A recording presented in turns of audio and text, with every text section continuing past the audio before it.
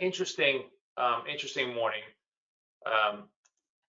Everything, in my opinion, as we're looking at the markets, really revolves on just one asset, which is oil. So let's go to oil.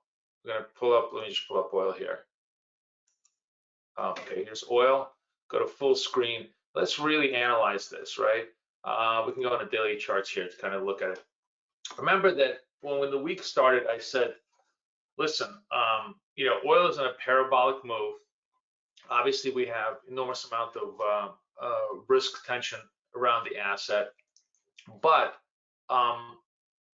everybody is positioned one way, which is the long way, and there is very strong chance that you can have serious profit-taking moves on any type of imbalances, on any type of positive news out of Ukraine. So first of all, the latest story out of Ukraine, which is really, the story in the markets is Ukraine, obviously, and that translates to oil, and that translates to everything else. And I'll show you how all of it is interrelated as we're trading. But let's just sort of start with the geopolitics. So the latest in geopolitics is there seems to be an outline of a compromise where Ukraine gives up Donbass and Luhansk, the Russian areas of Ukraine. Russia does not insist on regime change in Kiev, and perhaps the two sides disengage, and then you have and Ukraine essentially maintains a neutral status and does not make a membership into NATO. Although, frankly, and this is where I think it's going to be very hard. Even if Ukraine doesn't want to be part of, or sort of reneges on the idea of being part of NATO, Ukraine is a Western country that absolutely wants to enhance its economic ties with the West. It very much wants to be part of the EU. I think Ukraine would have would have full desire to be not only part of the European Union, but perhaps even be on the euro eventually.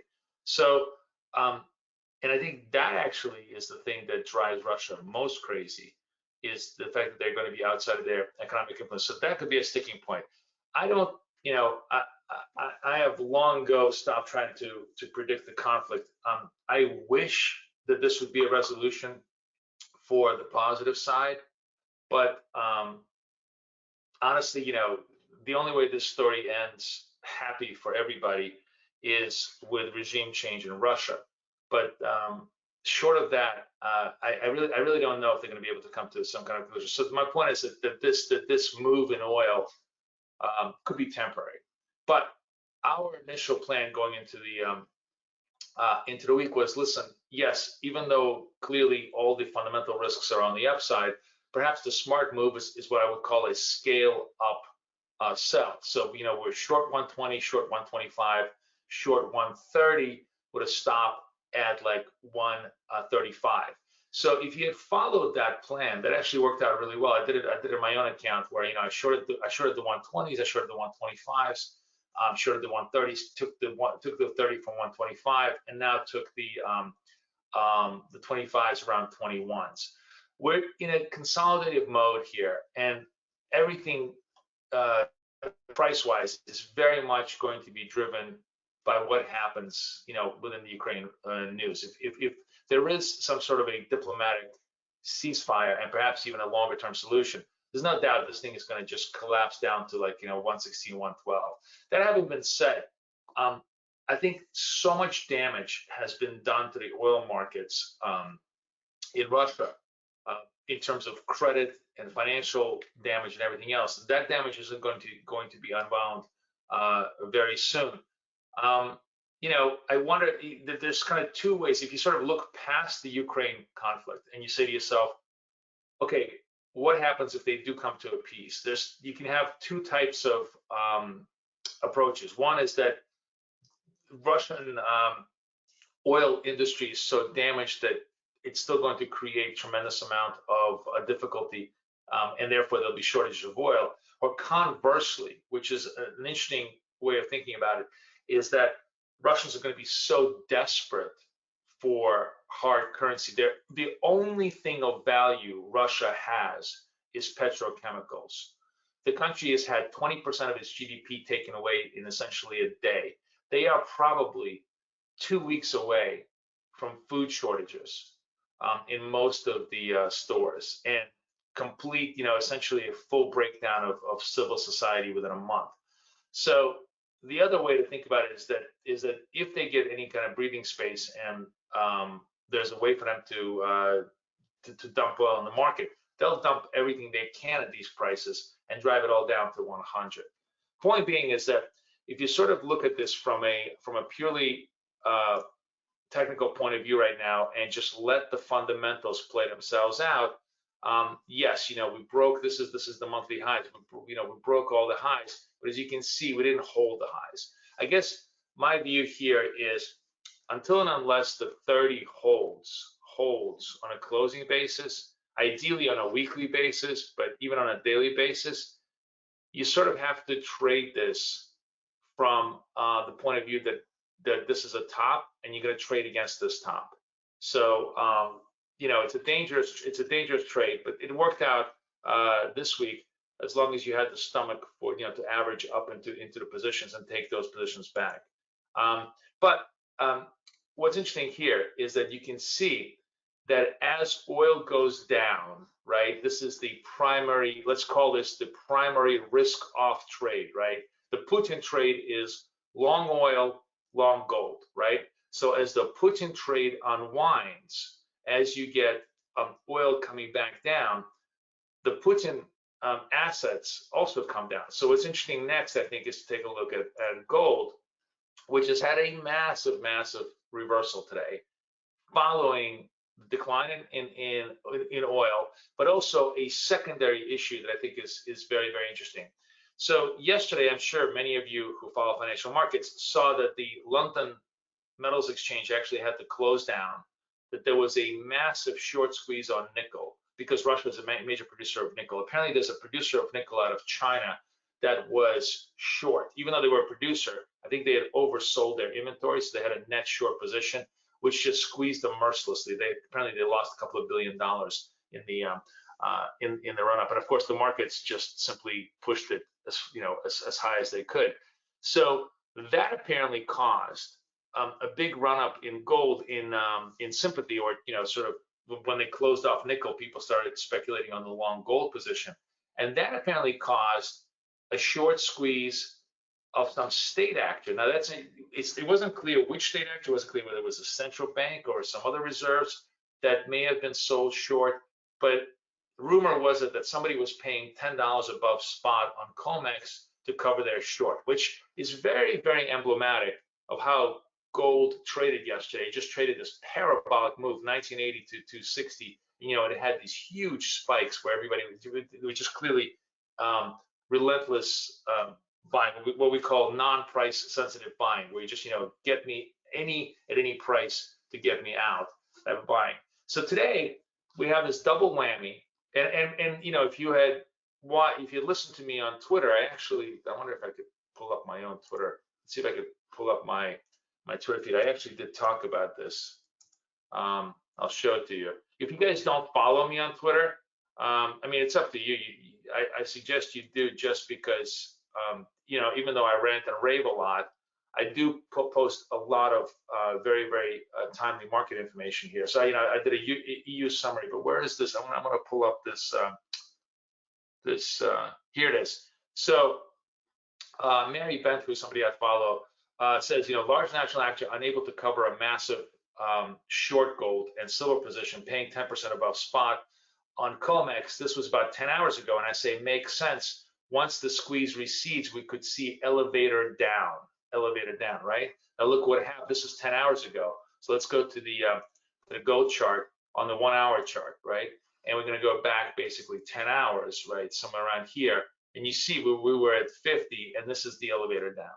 As that short squeeze got relieved, you had a massive down. So now, of course, everybody's going to try to make a bid at the 2000. This 2000, 1980 becomes obviously the next support level, and I do think you're going to get a bounce off 2000, but the bounce could be relatively anemic.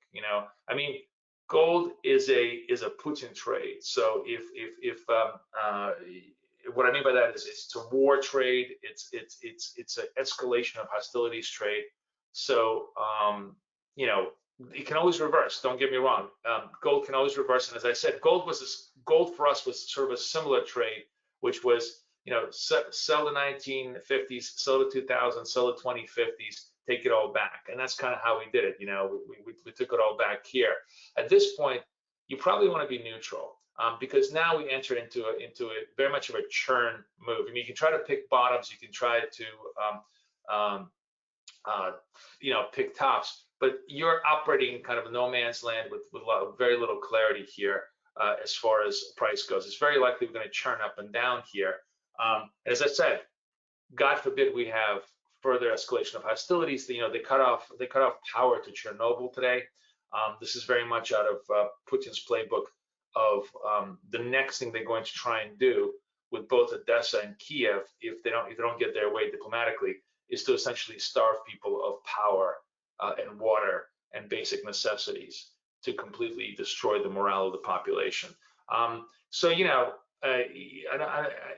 there's every possibility that this could rally back up. But as I said, this isn't a technical trade. To trade this on some kind of, you know, idea that, oh, you know, it's going to take a bounce and it's going to continue on you know, some Fibonacci extension, is utter foolishness. This is going to collapse like a stone if there is diplomatic solution, and if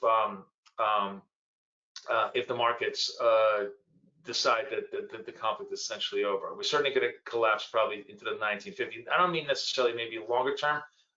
Gold woke up basically after, you know, if we go back like to weekly charts, you can clearly see that gold woke up. Where's my weekly charts? So yeah, I mean, you know, we hit the double top here off the weekly charts. We sold all of these levels. You know, it kind of worked out, but there is every possibility that after consolidation, you know, we could keep on rising, especially, you know, if the market decides that we're going to have long-term secular inflation, so on and so forth. But to me, a bull market in gold does not happen until we hold the 2100 level. That's, we've got to close and hold the 2100 level. So for now, you're sort of operating, you know, that's why we sold the double top. But you know, I'm not really looking to short the position until we get a little bit more clarity. Having said this, though, I think if gold gives up this 1950, 1960 level, it will clearly have established a double top here, and you'll have to look for a new narrative if you want to be a bull. So that's essentially the two Putin assets, oil and gold. Now, what's interesting again is that when you're looking, let's go back to just kind of even the 1 hour chart on oil, you see, you know, oil coming down, and that essentially creates an inverse trade to the upside. So NASDAQ is the counter oil in my trade, and that's why, oh, you know, overnight in our chat room, we've been long risk continuously, just buying risk on every pullback, because I felt that, you know, if oil comes in, it was a natural position for equities to begin to bounce.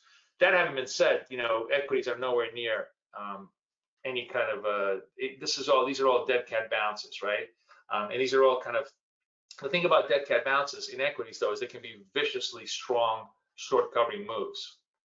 I don't think we're still remain in essentially a bear market territory, and probably you know, the higher moves to the 1400, 1440, once you get the red candles, are going to offer you interesting shorting opportunities. But having said this, let's just go back to the weekly charts.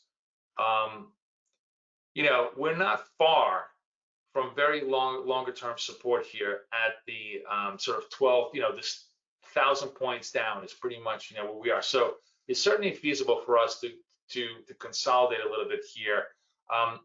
The positive side on equity side is that the economy remains incredibly strong, and the Fed, given the enormous amount of uncertainty with Ukraine, is unlikely to be uber hawkish. You know, and again, as I said, so much of inflationary pressures that everybody's feeling is really just comes down to one single thing: which is oil. We're already seeing the other supply side constraints, which is container ships getting offloaded in LA, China coming back to production, all those things begin to ease tremendously. One of the things that I think that is very positive from an inflation point of view, meaning that inflation is going to go down, is I think people don't understand how negative the last couple of weeks have been for China. China is going to experience a massive, massive, massive input shock, right? Remember, China is essentially the factory of the world. It's an output producer. So if China experiencing a massive input shock, all of their cost structures are going to go higher, higher, higher. That means the only thing they can do is increase volume as much as possible, because they need to just pump out as much product as possible in order to maintain their profitability level. That actually likely to be a very deflationary aspect.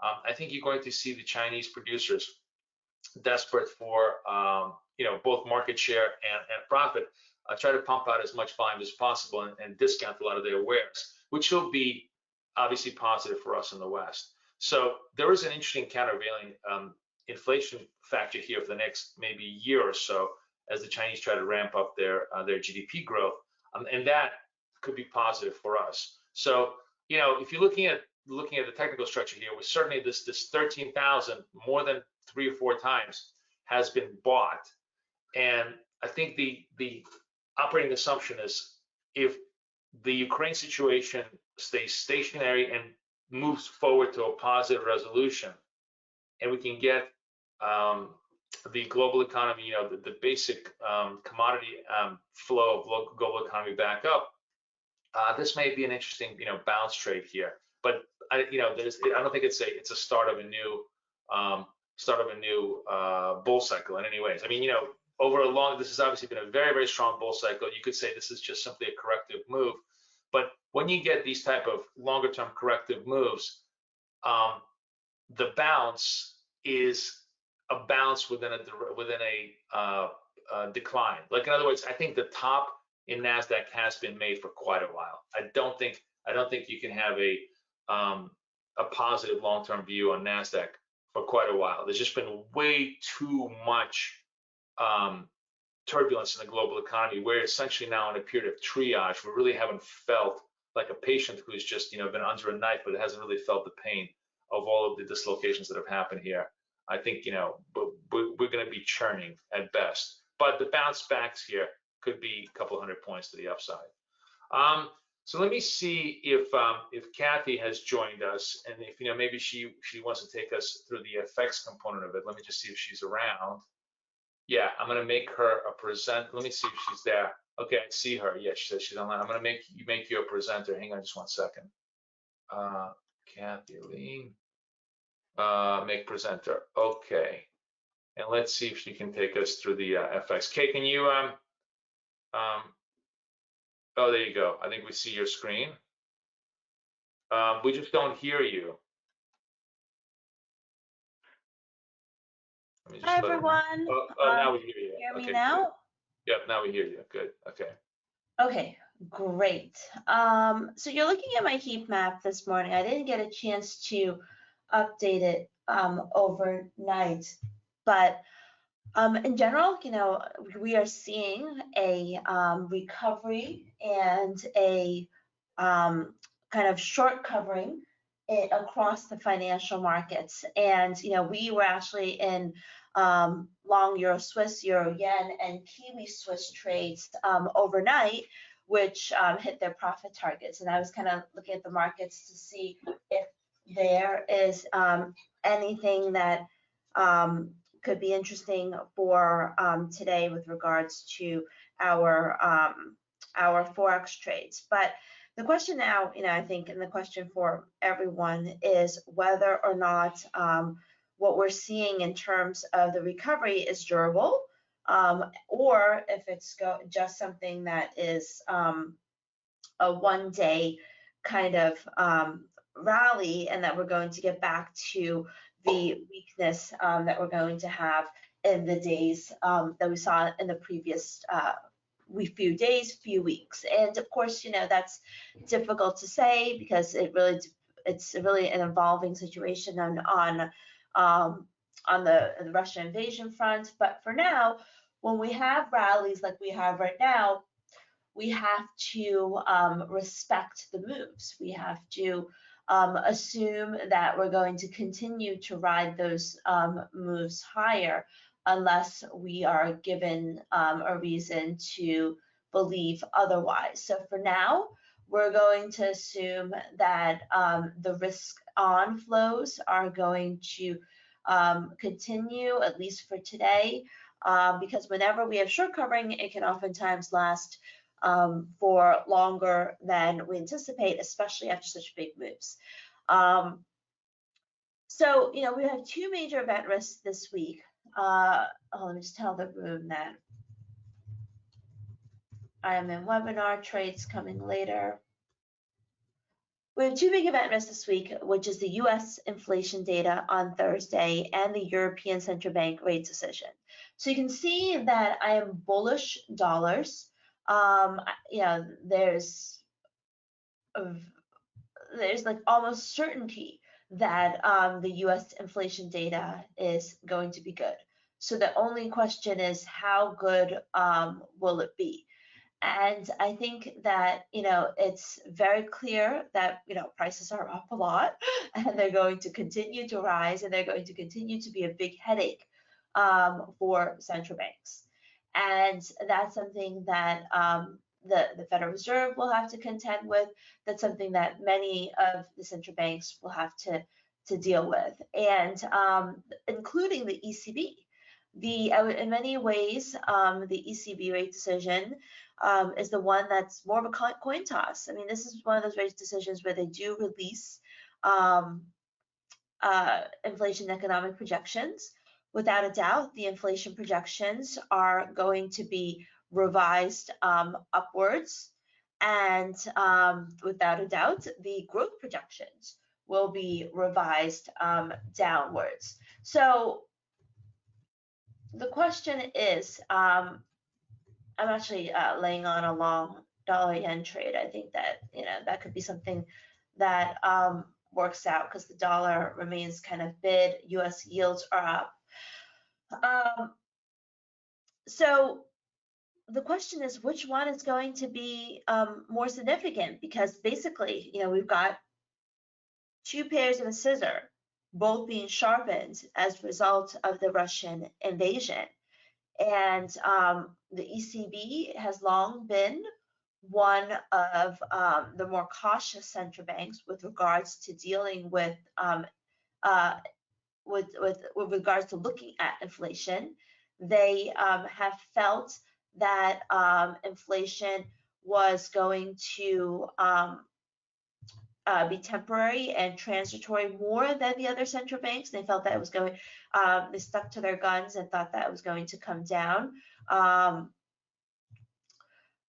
And yet, you know, they are a central bank that, you know, really puts inflation, and it has an inflation target and needs to put inflation on the top of their agenda. And so it's hard to say what's going to worry them more. And that's why we're seeing short covering in the euro. I think that the ECB will err on the side of caution and dovishness, and they are going to be more worried about the impact that rising prices has on the economy than you know, what the inflation, you know, basically trying to get ahead of inflation. The Bank of England meets this month and is expected to raise interest rates this month. So I do think that the rally that we've seen in sterling is probably more durable, more sustainable than the moves that we have seen in euro. So I still think euro pound is a sell, for example. And you know, they like Europe seem to be taking Russia head on. Although, Germany has already indicated that, they're not going to stop importing Russian oil. I think that, sterling, the UK economy is coming from a stronger base, which will allow them to raise interest rates more readily. So that's something that I am looking at as well. The Australian dollar, I'm bullish. Aussie is doing quite well. Australia, New Zealand, I think we talked about this last week, is less vulnerable to Russian sanctions than the Eurozone and the UK. So I think that's very, very important. I think that's going to have overall long-term effect on the Australian economy and make growth, I guess, steady or steady growth in a more sustained basis than the Eurozone. So Australia was doing better before the Russian-Ukraine crisis, and I think that it will continue or should continue to outperform. And I like that as a I like that in general. In terms of the Canadian dollar is really interesting. One of our members asked us tonight, why in the world is the Canadian dollar not rallying with oil prices at $120 a barrel? And yes, the Canadian dollar does have a positive relationship with oil. But, at the end of the day, the Canadian dollar is also a risk currency. And with the Bank of Canada rate decision behind us, investors are worried that the Russian invasion will hurt global growth, which is negative for risk currencies like the Canadian dollar. So, the loonie, which had previously been trading on risk appetite, is no longer trading on oil flows and the prospect of the Bank of Canada raising interest rates is no longer doing so. The New Zealand dollar, kind of neutral, New Zealand dollars, but also neutral bullish, same story as Australia, where they're less sensitive to the sanctions posed on Russia, less reliant on Russian oil. But at the same time, they've got soaring COVID cases, New Zealand, Hong Kong, hotspots, just as the world is reopening, which is kind of nutty. And I think, that is something that could very well catch up to the economy. And then we have the Swiss franc and the Japanese yen. I've been bullish Swiss francs. I've been bullish Japanese yen before we've even seen the drop in the currency. And so I think, all of that is going to be important. I think, we have a rally in stocks today and an improvement in risk appetite, but I don't think that we're done. I don't think that we're done with seeing these moves that we're seeing in the markets. So definitely pay attention to that, because I think that could be something that we watch very closely. So the economic calendar does heat up as the week progresses, with ECB and inflation tomorrow, and then the UK GDP, industrial production, and service and trade data on Friday. And on Friday, we have the Canadian labor market numbers. So trades that I'm looking at right now, we like dollar yen. We're at the top of the range, so to be a little wary about that. But US yields are up. Stock futures are up a lot. I think we can, retest those highs. I also really like Aussie CAD to the long side. The Australian dollar is still very bullish, and whereas the Canadian dollar is just not cooperating the way it should be. So I think that, you know, Aussie CAD has more room to the upside. Aussie Swiss has more room to the upside. And, you know, I think, you know, those three are kind of the interesting trades I have. I also think Euro is going to fall further, but it's not in, Euro is not in my zip sell zone, whereas dollar yen is in my zip buy zone. Aussie CAD is in my zip buy zone. Aussie Swiss is in my zip buy zone. So I like that. I also like selling Euro Kiwi. We're not quite there yet. The background turned red. I'd like to see it break this low here of 59.96, which is not far from current levels. But if it does that, I think my conviction of a sell is probably stronger.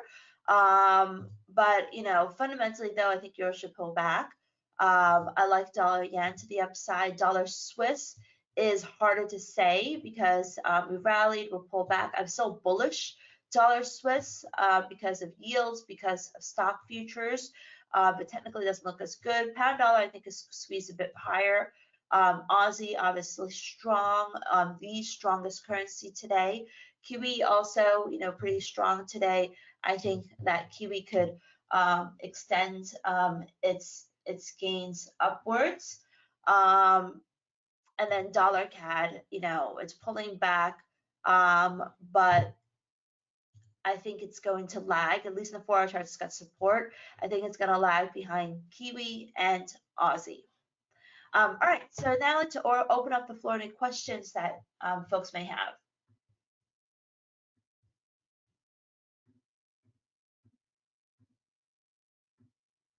Boris, are there any questions? I'm sorry, no, I don't see any questions. There was a question about what about Euro Pound, but you know, you covered that. Guys, if you have any questions, please fire them away. If not, I think we kind of covered everything we possibly could in the markets today. Looking forward, it's really going to be, you know, for the FX crowd, ECB is going to be front and center tomorrow. And, you know, for us and all across all the other markets, it's just going to be really the situation in Ukraine and the hope that there is some sort of a diplomatic solution coming up. And if indeed there is, I think you'll see a stronger risk rally going forward. So I think that's pretty much it. That covers it for us. We'll be back with you guys next week for the Wednesday webinar, right? And I'll put out my my weekly piece on Friday, so you guys will be able to see it Monday morning. That's about it. Everybody have a wonderful day. We'll see you guys next week. Take care.